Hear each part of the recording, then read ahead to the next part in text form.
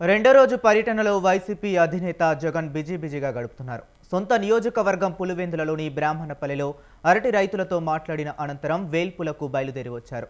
ఇటీవల జరిగిన జెడ్పీటీసీ ఉప ఎన్నికల ప్రచారంలో భాగంగా గాయపడిన రామలింగారెడ్డి ఇంటికి వెళ్లి పరామర్శించారు జగన్. వైసీపీ శ్రేణులు పెద్ద ఎత్తున అక్కడకు చేరుకుని జగన్తో సెల్ఫీలు దిగటానికి పోటీలు పడ్డారు.